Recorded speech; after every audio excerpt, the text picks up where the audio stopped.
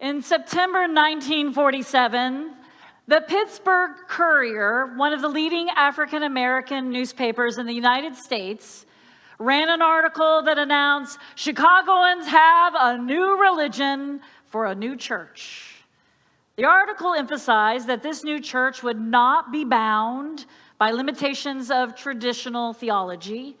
Instead, the article stressed that in this church, every person, through the use of his own reason and conscience, could best arrive to their own creed. And they believed in freedom from bondage to creed or prejudice, and freedom for enlightenment.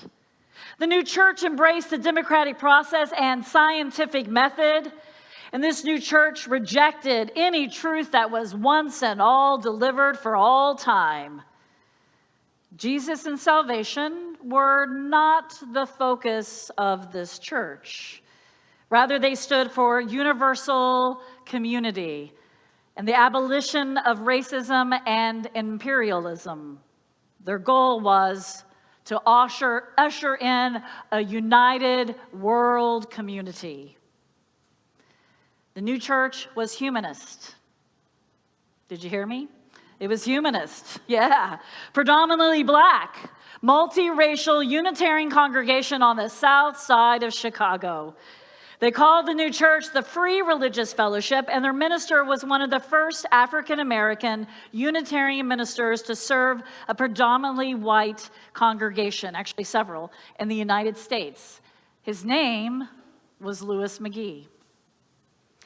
McGee had followed in the footsteps of his father and became an African Methodist Episcopal AME minister when he graduated from Payne Theological School in 1916. He enlisted in the U.S. Army as a chaplain and served black troops during World War I. After the war, he married, and he and his wife, Ruth Elizabeth, they had 3 children, Louis, Ruth, and Charles. Charles would later become one of the famous Tuskegee Airmen and a decorated war hero. Now, when McGee returned from the war, he was called to serve a small AME church outside of Cleveland, but he struggled with the theology that he had learned in school, especially after the trenches of World War I. It was not a theology that spoke to him or his experience. The church he served was small, like many AME ministers, he needed to work a second job to make ends meet. And so he worked for the U.S. Postal Service as a delivery man. Now, McGee discovered Unitarianism by accident. One day, as he was gathering the mail for his regular mail delivery route in Shaker Heights, Ohio, a magazine caught his eye. The magazine was the Christian Register, and it was a periodical produced by the American Unitarian Association. And he was intrigued when he opened it up a bit, and he saw some titles of some articles that he wanted to read. So McGee decided to delay the magazine's delivery so he could have the opportunity to read the entire magazine, and he liked what he read. But McGee also felt guilty for delaying the magazine's delivery. Years later, he reflected on the moment when he decided it was time to return the magazine to the person. It was just a few days, but he said, my good AME conscience took over, and as I returned to delayed delivery, I decided I would need to ring the doorbell. And he did, and he made his confession. The lady of the house answered, he recalls, and instead of responding to McGee's confession with anger or distrust, she invited him to keep the magazine and to come to church at the First Unitarian Church of Cleveland.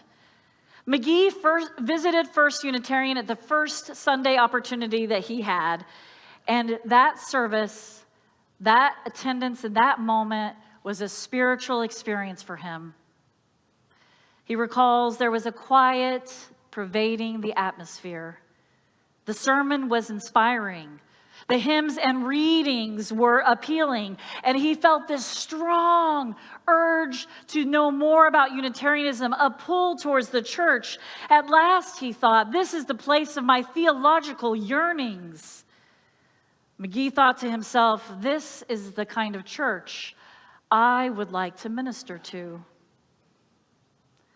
But before McGee could come fully to terms with changing denominations, his family suffered a tragedy. His wife, Ruth, died just weeks after the birth of their third child. He was now a single father of 3 small children.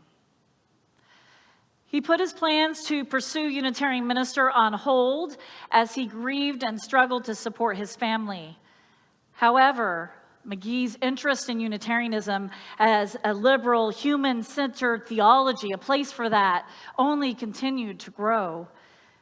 It was about 7 years after McGee first visited the Unitarian Church in Cleveland that he ran across a book of humanist sermons by Curtis Reese. McGee traveled to Chicago to meet Reese. That's how much he cared about it. He went to Chicago to meet this man who wrote this book to learn more about humanism. Finally, his theological yearnings had a name.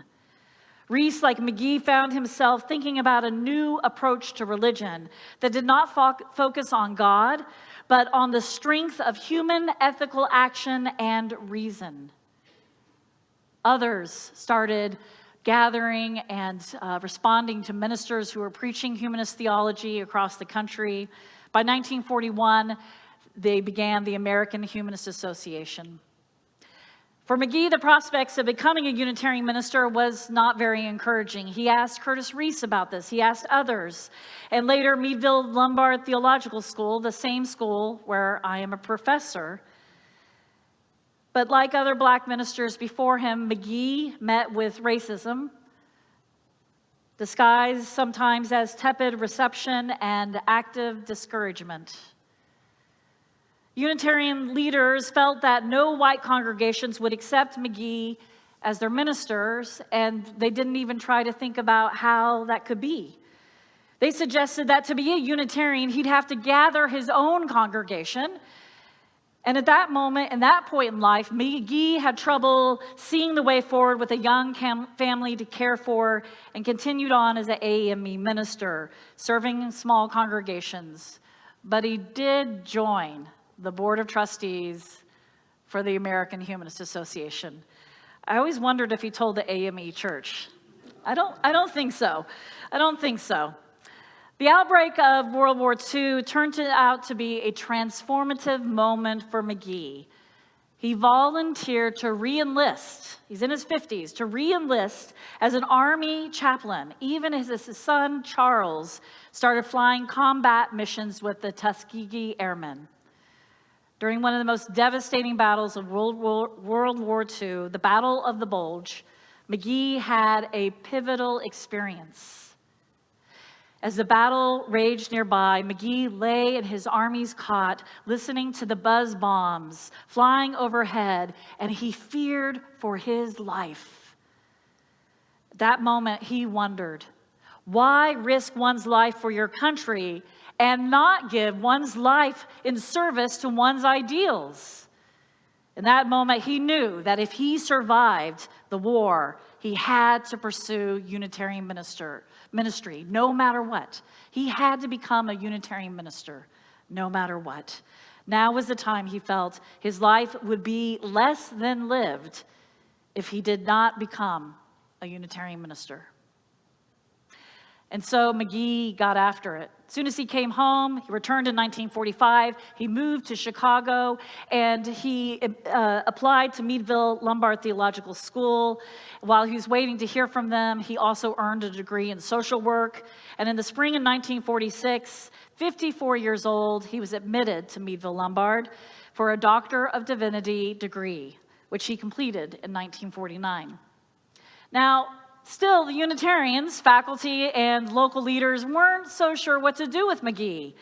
They were supporting him in some ways, but others continued to discourage him, not knowing where he would go to do this Unitarian ministry.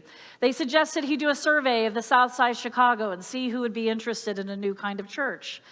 Well, while folks waited and wrestled with their own thing, McGee walked in a branch of the Chicago Public Library, and he met a beautiful woman, Marcella Walker. They fell in love, and they were married. She was a divorcee, had a small daughter, and they just immediately clicked when they met. And as the McGees started to think about their future ahead, they encouraged one another that instead of waiting for others to say it's okay to go ahead, that now was the time to start an interracial Unitarian church, and the time could not wait. Together, they started a new kind of church in the living room of a friend's home, and then they moved to rented space. The new church attracted a variety of people, including members of the Chicago Black Renaissance. If you don't know about that, you should look it up. Bronzeville, Chicago. It is a powerful history. And Marcella McGee took on the leadership roles in the church, helping in every way she could to support this dream, while Louis McGee served as the minister. Marcella's library job made Louis's ministry possible because the church could only provide a meager salary. Soon they had around 100 members. 7 weeks in, they started a Sunday school. Momentum was building, but they continued to have bumps in the road, finding the right place to rent, having a regular location, getting advertising out. And these troubles plagued the burgeoning Free Religious Fellowship for several years, making it difficult to get stability. But they did some big fundraisers, and they did have amazing energy around this vision of a multiracial, multicultural Unitarian church. One of the things that did hurt them also was the lack of support from the American Unitarian Association, who had just started a new program to support small fellowships very much like this, but they never gave their financial support to the Free Religious Fellowship. After 5 years of struggles, the McGees decided it was time to leave. Marcella wanted to retire. She was holding up this enterprise in so many ways. Louis left the Free Religious Fellowship to work for the American Humanist Association, but he missed ministry. So when leading humanist Stephen Fritchman, the minister of the Unitarian Church in Los Angeles, decided to integrate his congregation, whether they were interested in it or not, he thought if he could hire a Black associate minister that they would make progress. And so he contacted Louis McGee, made the offer, and McGee gladly accepted.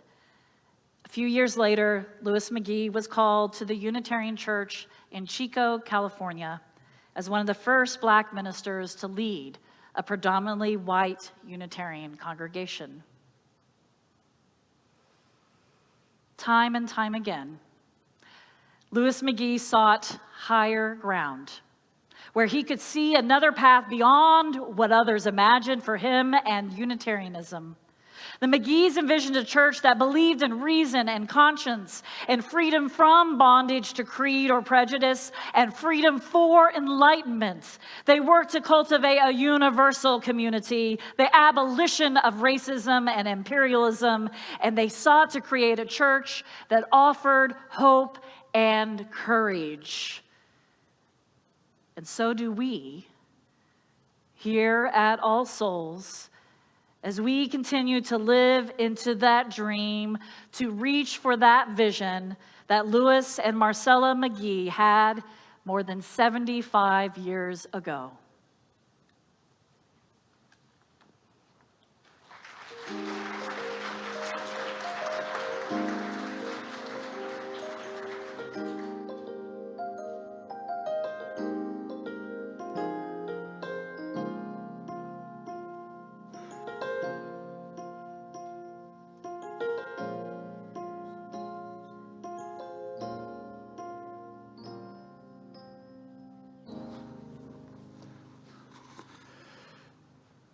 So we celebrate Black history all year long here at All Souls.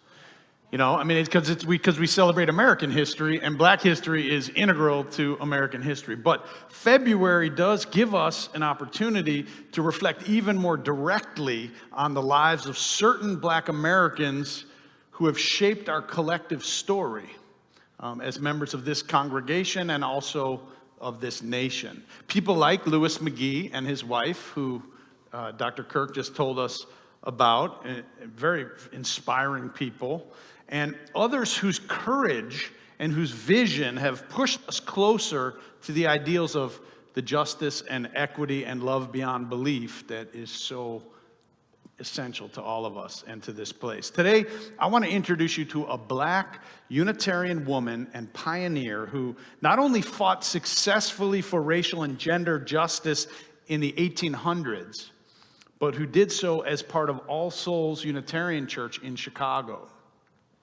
All Souls Chicago in the 1800s was the original All Souls Unitarian congregation. It began the movement of which this congregation is a part. And it was multiracial from the very beginning. First, I want to share a little bit about the founding of All Souls in Chicago, and then tell you a little bit more about this incredible woman named Fannie Barrier Williams. Barrier Williams, this history of All Souls Chicago, I actually learned from reading her biography. So it was really, there's lots of great information which I want to share with you. And it describes the founder of All Souls, who was Reverend Jenkins Lloyd Jones. And there's a photo of him that I want you to see. And his ministerial robe hangs in just outside our chapel down the end of the hallway down there. And he served as the secretary of the Western Conference of Unitarians in, get this, 1875 through 1884.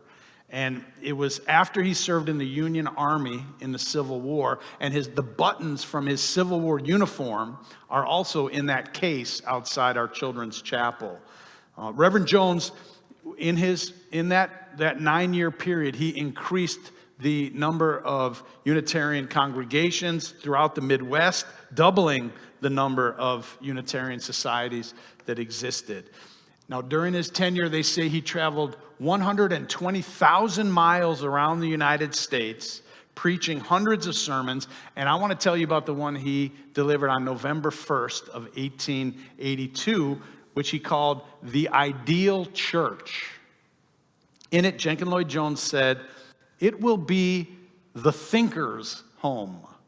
The student of science will handle no discoveries that it will not prize. Oldest India, and newest America will hold no gem of thought that will not be welcomed into its sacred scriptures. The skeptics of this church will be the cowards who dare not exercise the reason that God has given them. Over its entrances, no dogmatic test is to be written to ward off honest thinkers and earnest seekers. This church must emphasize the universal brotherhood or kinship of all humankind. It will stand upon a grand emphasis of the great word of this century, the 19th century, unity. It will seek to welcome low and high, poor and rich, unbeliever and believer." A little over a month after he delivered that message, in December of 1882, the Church of All Souls in Chicago was formed. Jones was the minister, and many in Chicago shared Jones's vision of a multiracial Christian institution that eschewed rituals and dogmas. Remember, this is just after the end of the Civil War, just after the end of slavery in the United States. The membership and the use of the facilities increased so quickly that in 1886 they needed to build a new structure. Prominent African Americans in Chicago were attracted to this church, and one of them was Fannie Barrier Williams, an incredible woman who I want to introduce you to today. She was born in 1855 in Brockport, New York, into a free and educated black family. Growing up in New York at that time, before the Civil War, before the end of American slavery, she wrote that she experienced relatively little racism as a child. But when she left to teach in the post-Civil War South, she came to Missouri, she encountered the deep cruelty of Jim Crow segregation. This experience transformed her and activated her, and she knew that she wanted to do something to make a difference for racial justice. So she moved to Chicago with her husband, Samuel Lang Williams, and she quickly became a leader in both the black civil rights movement and the women's rights movement. She worked to open doors for black women in higher education, in employment, and civic life. She went on to become such an important, prominent national figure that she spoke as a eulogist at Susan B. Anthony's memorial service. Do I have that right? Yeah. And I've got my historian behind me, so I got to check in every once in a while. Yeah, at Susan B. Anthony's memorial service, she became friends with Frederick Douglass and all kinds of other people.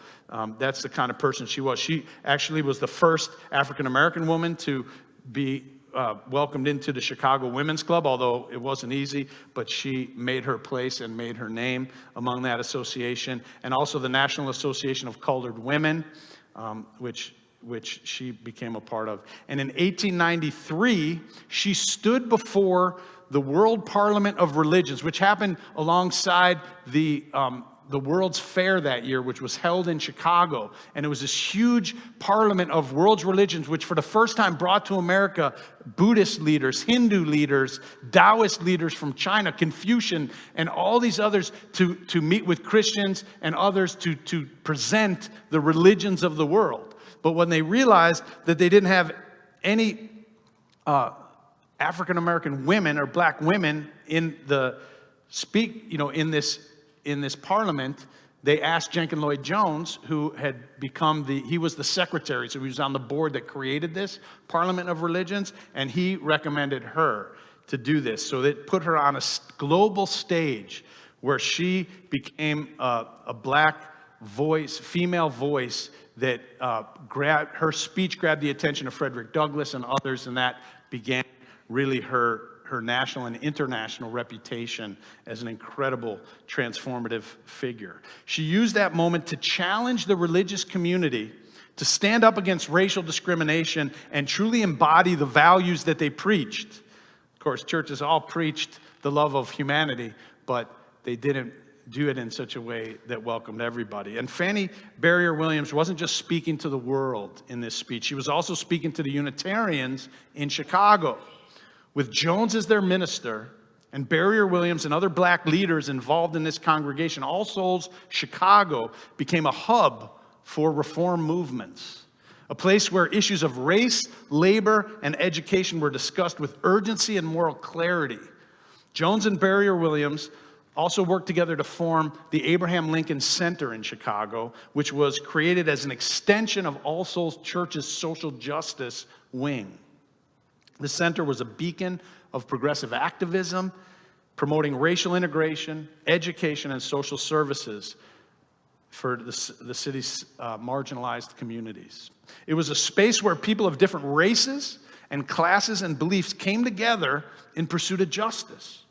Barrier Williams' presence and her leadership were transformational. Her connection to Unitarianism was not just intellectual, it was lived.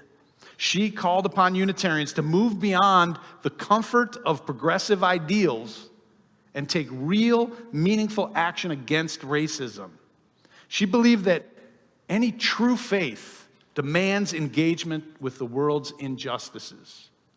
Her words still challenge us today. As Unitarian Universalists and as part of the legacy of All Souls Chicago, this congregation prides itself on being a congregation of inclusion and a faith that stands for justice. And Barrier Williams' story reminds us that inclusion is not just a passive ideal, it's an active commitment. It is the work of opening doors, amplifying voices, and dismantling barriers. As we honor her legacy, let us not only remember her name, but let us embody her spirit. Let us ensure that our community, our congregation, like All Souls in Chicago and the Abraham Lincoln Center, is a space where justice is not just spoken, but lived. May we be bold enough to follow her example and be a congregation for all souls, a church that not only sits on higher ground, but builds higher ground. Let's do it.